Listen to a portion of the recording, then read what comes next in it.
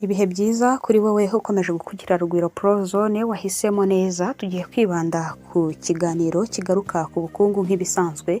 Ubwo n'abashyashya tubahaye ikaze muze gukanda subscribe. Buri kiganiro cyose dushyizeho kibone mu bambere. Tuganira kuri ekonomi, tuganira ku bintu byinshi bishingiye ku mafaranga, ariko cyane cyane ay'ikoranabuhanga, nubwo tutabura kwibanda ku ya fiat money cyangwa se ay'inote n'ibiceri agenzurwa na za leta z'ibihugu cyangwa se guverinoma, aho dushobora kubirebera hamwe uko dushobora gukoreshereza hamwe amafaranga yubakiye kuri blockchain, tukagira uruhare mu kuyubaka binyuze muri mining. Tukiri kuri icyo gice, ushobora gutangira mining ya Pi Network iracyakunda, hanyuma kandi ugakomerezaho n'izindi mining nyinshi tugenda dukora kuko zirahari. Ubwo ushobora kubyandika muri comment, hanyuma abagize umuryango mugari wa Rugwiro Prozone bakaza kuguha link y'izo bagiye bafite, tukagomba kuba umuryango mugari nawe ugira uruhare mu kubaka isi ya Web3 kandi utuma blockchain ikomeza kubaho.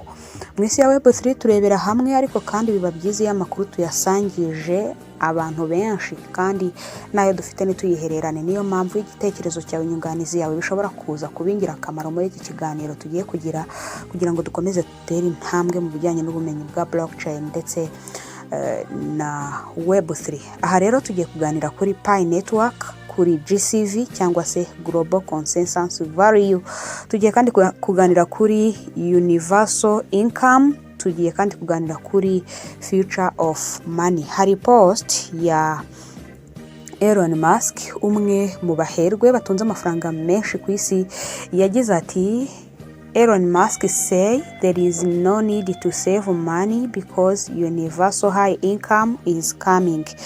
Ibingibi nibyo tugiye kwifashisha kubera ko wamukotinze yagize ati yaba ari GCV se ari kugarukaho. Hanyuma nibyo tugiye kurebera hamwe muri iki kiganiro. Mu Kinyarwanda, Elon Musk yaragize ati nta mpamvu n'imwe yatuma habaho kuzigana amafaranga kubera ko universal high income igiye kuba yaza vuba. None se ibi biri guhurira he na Pi Network nk'uko benshi babihuje, ndetse na GCV cyangwa se Global Consensus Value, igiciro cy'amadolari menshi ashobora kungana n'ibihumbi 314 n'amadolari 159 byose hamwe nibyo tugiye kurebera hamwe muri iki kiganiro. Elon Musk yarashatse kuvuga iki mu gihe yarapostinze biriya? Tugiye kubirebera hamwe, ariko nanone ntago ari itegeko ko bitwara nk'uko turimo turabivuga, ahubwo bishobora kugufasha gukora analyse yawe, hanyuma bikakubera n'inyunganizi mu mushinga wa Pi Network.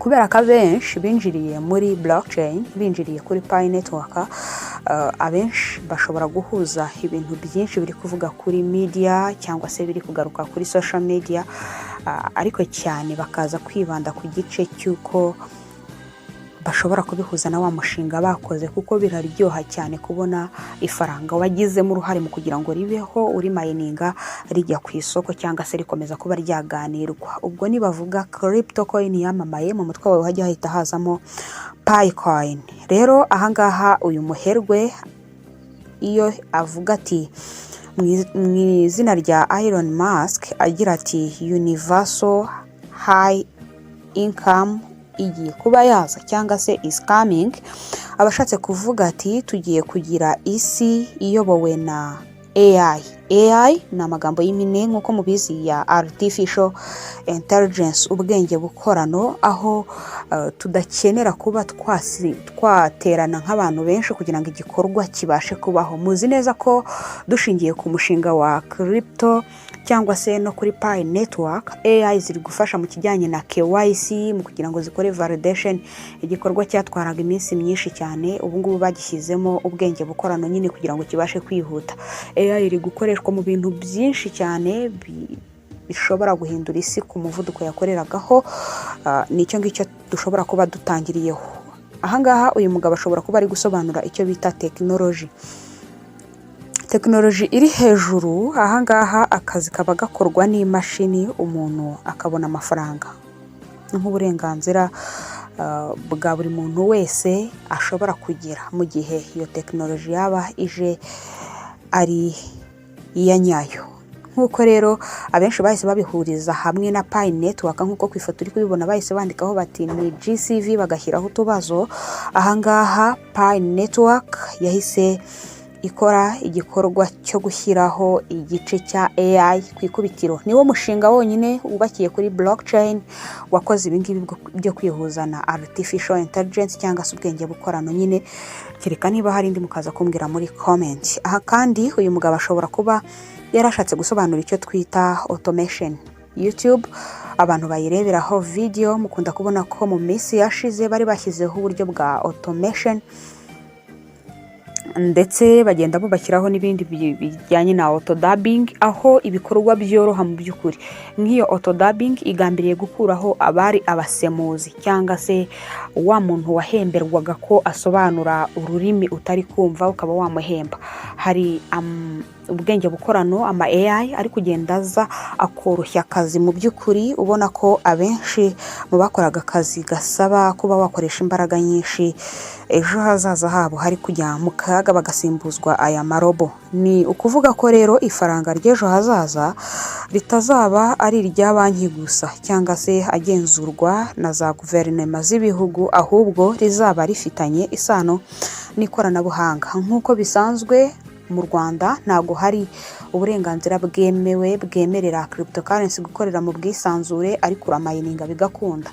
Ukora mining ugakora na KYC bigakunda. Bituruka kuki? Bituruka kuri ya technology yuko telefone yawe yakiriye application wakora KYC ikaza gukunda, kubera ko iyo technology nyine irahari ituma ubyohereza ku cyicaro cya Pi team bakabigenzura bakoresheje inzira ya online, hanyuma ukabikuza amafaranga. Mu gihe Pi yari ifunguye open network, habayeho igikorwa cyuko abantu benshi babikuje amafaranga.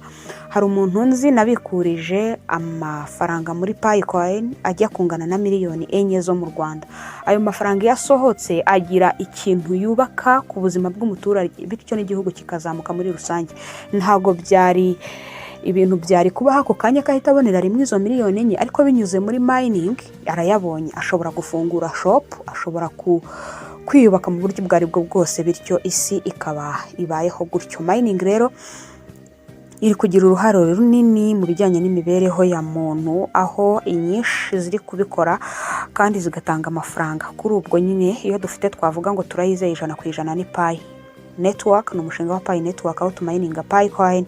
Ushobora kujoininga kugeza ubu ngubu. Nihaza kuza kugira umuntu udafite umuntu n'umwe wamwinjiriyeho muri Pi, aze gushyira ka link ke muri comment, hanyuma abadafite iyo link babashe kwinjira. Dukomezanye umushinga wa Pi Network kuko ni umushinga w'igihe kirekire kandi ugikomeje. Aha rero Pi Network yihuza n'iyi post y'uyu mugabo w'umukire igira iti Pi Network ishingiye kuri utility, nk'uko muri slogan yabo babigarukaho. Mu kivugo cya Pi Network bagaruka ko bagambiriye kugira ngo umuturage ayikoreshe mu bwisanzure. Kandi mwumvishe ko post umwe mu bafondateri cyangwa se mu bashinze Pi Network yagize ati mu gukora KYC twebwe nta na kimwe tubishyuza, habe n'igiceri na kimwe, kandi mu yindi mishinga barishyuza. Bagambiriye iki rero? Ni ugushyira umuturage ku isonga, ni ukubaha umunyamuryango wayo. Mbona ko akenshi imishinga ya Pi ihereza agaciro umupiyoni uwo ari we wese kugira ngo yiyumvemo ko ari ukomeye, kandi ni nako biba biri. Muba mwafashije network kubaho, nabo baba bagomba kubaha icyo gikorwa tuba twakoze cya mining. Pi Network yatangijwe n'igitekerezo gikomeye cyane, gutuma buri muntu wese agira access ku ifaranga rya digital atitaye ku gihugu cyangwa se umutungo yaba afite. Ibyo ngibyo byinjijwe mu bantu hazaho igikorwa cya mining. Niyo mpamvu dushingiye kuri iyi post ya Elon Musk, Pi ntabwo igaragara nka crypto isanzwe, kuko ibi bivuzwe n'umukire ubifasha bihuza n'umushinga n'igitekerezo kigali Pi Network ifite kijyanye na GCV cyangwa se Global Consensus Value. Ibyo bashobora kubihuza kubera ko Pi yabahaye uburenganzira bwo kuvuga ngo mugene igiciro mugishyireho hanyuma kizubahirizwa. Igiciro cya GCV n'ucyumva mu banyarwanda, mu bantu benshi b'abapiyoniye baza kubwira bati ni igiciro cy'abanyamuryango. Nta wundi mushinga ujya utanga ubwo burenganzira. Mu yindi mishinga uwakoze umushinga ni usinyana n'ama exchange bagakuramo yabo, hanyuma ugasanga abamayininze nta kintu na kimwe bari gufata. Niyo mpamvu Pi idafatwa nka crypto isanzwe yo kugira ngo habeho mining gusa, ahubwo ugasanga Pi ari ecosystem kandi ikaba ari ifaranga rishingiye ku bantu. Ubu ngubu network yabo irimo abarenga miliyoni 100 barimo barakora uyu mushinga. Ushobora kuba joininga ukaba warenzaho kandi ukaguma kungukira byinshi birimo ubumenyi ndetse ukiga byinshi bishingiye ku mushinga wa Pi Network, kuko ntago bahwema gutanga update zishobora kukugira wise cyangwa se smart mu bijyanye na blockchain. Kuki abantu benshi bayihuza na universal income? Abantu benshi bavuga ko GCV cyangwa se global consensus value bashobora kuyihuza ni universal kubera ko Pi ntabwo yacurujwe ku masoko mu gice cya pre-sale. Pre-sale ni igice kibanziriza coin kugira ngo ijye ku isoko bayilisting, yabanza icyo gice cya pre-sale. Ni igice kiba kigambiriye kugira ngo nyiri umushinga abonemo amafaranga. Pre-sale ibaho bakagena igiciro runaka. Ushobora kugurira kuri pre-sale crypto coin iri kugura $2, hanyuma yajya ku isoko ikaza kuza kubihagaze $1. Ntago murega nk'uwaguhombeje cyangwa se nk'uwakubeshye nk'umusikama, kubera ko igiciro nyine ntago cyazamutse, ariko ibyo waguze wabibonye byagiye ku isoko. Hari n'andi ma pre-sale menshi ajyabaho abantu bakayitabira ntibaze kubona amafaranga. Ibyo ngibyo Pi yarabyanze, ibyangira kuri. Pi ntabwo yacurujwe ku isoko rya pre-sale, kandi agaciro kayo gashobora kugenwa n'abantu bayifite, kandi bikaba byarakorewe byose kugira ngo ikoreshwe hagati y'abantu mu kugira ngo bishyure amaserivisi bicuruzwa, ndetse kandi ikaba irina kugira ngo yubake agaciro kagendeye kuri blockchain, abantu bayisanzureho. Urebye ama-update Pi ikora ibigambiriye kugira ngo twige byinshi tubimenye. Aha rero niho abantu bahera bavuga bati ese Pi ishobora kuzaba kimwe mu bisubizo bya universal income uyu mukire yavuze ariwe Elon Musk yagarutseho. Niho abantu benshi babishingiye. Ukuri nuko ntago Elon Musk yigeze avuga ko ari Pi Network izazana universal income. Nta GCV yigeze agarukaho, ahubwo dushingiye kuri byinshi dusomye haruguru nk'ibigwi bya Pi, abantu benshi bayishingiyeho bagira bati icyerekezo cya universal income kirahura n'icyerekezo cya Pi Network. Isi igana ku mafaranga ya digital afitwe n'abantu benshi ni Pi Network. Pi iri mu mishinga ikomeye iri kubakwa n'abantu ku isi, kandi Pi niyo yonyine mu mishinga yose yabayeho ishingiye kuri blockchain yakoresheje KYC abantu benshi. Cyo nacyo kiri mu bintu Pi igenda yihariraho by'umwihariko. Rero niba Elon Musk avuga ati kuzigama amafaranga ntabwo bishobora kuba bimwe mu bintu by'ingenzi cyane, kubera ko hari ikindi kintu kiri gutegurwa imbere. Ntabwo bakubujije gukora saving, nyamuneka iga kandi wiga imikorere n'imikoreshereze ya blockchain, hanyuma ayo kuzigama uyazigame. Ushobora gufata risk nk'uko bisanzwe ukagura crypto coin ugategereza ko izamuka, hanyuma ugasigara witeguye icyo twita future ya digital economy. Kandi tukiri aho ngaho mu bijyanye no kugura crypto, Banki Nkuru y'u Rwanda BNR yibwira buri munyarwanda wese ko kwinjira mu bucuruzi bwa cryptocurrency ari risk y'umuntu ku giti cye, bityo ugira amakenga ushyiremo ya mafaranga. Ushobora kugura gacupa, turi mu minsi mikuru, ushobora kuvuga uterekana igomwe nk'ibihumbi 20 ndebe crypto coin ngura. Wakinjirira muri XRP, XRM, ushobora kugura Pi n'izindi nyinshi zitandukanye bitewe n'uko amahitamo yawe ari kukwerekeza kuri crypto runaka. Ni nyinshi cyane zihari, kandi ukwezi kwa 12 kuba ari ukwezi kwiza, aho isoko riba riri ahantu buri muntu wese ashobora kuba yari joininga, ariko ukibuka ko kantu ko ari risk yawe ku giti cyawe. Ntucikwe rero n'ibindi biganiro